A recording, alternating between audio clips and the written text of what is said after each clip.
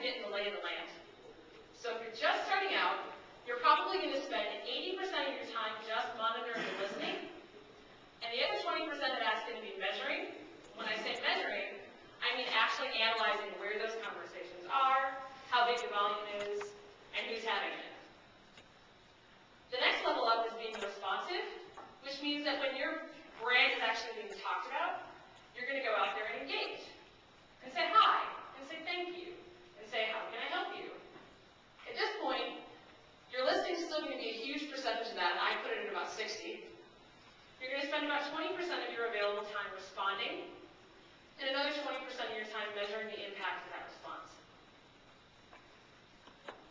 The little asterisks at the top are my way of telling you it's going to be really, really hard for you to do these levels all by yourself.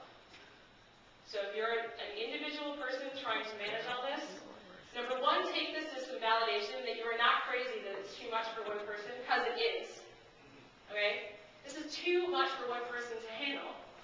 So, but this maybe will give you some ideas for making a case in your organization for getting some more resources, if you have them available.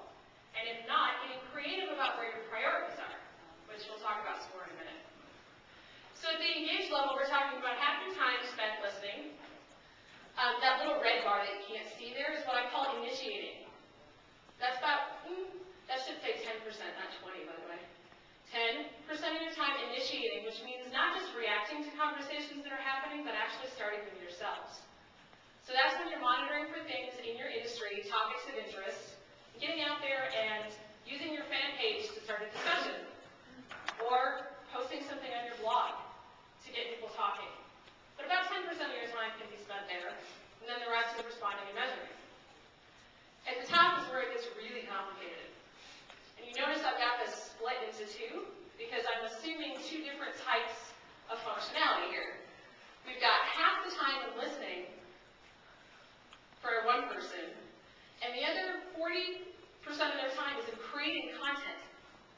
These are the people that are going to help you blog, that are going to be manning your Twitter account, that are going to be out there creating videos and such. And you're going to need to divide and conquer at this level to have somebody else that's doing some of the engaging and responding on behalf of that content.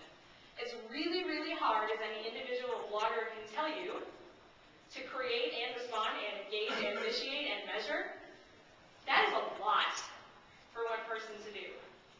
So what I'll tell you at an individual level, because I see there's lots of you in here, the listening is going to suffer.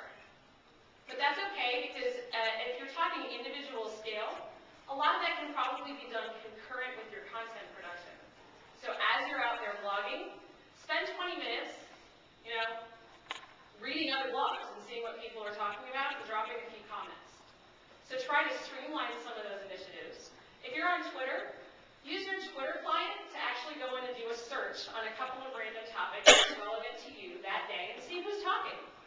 Friend a few new people, say hi, introduce yourself, so you can streamline your participation with your listening, and that helps a little bit on an individual basis. Any questions here? What is the red? The red, sorry, it says initiating.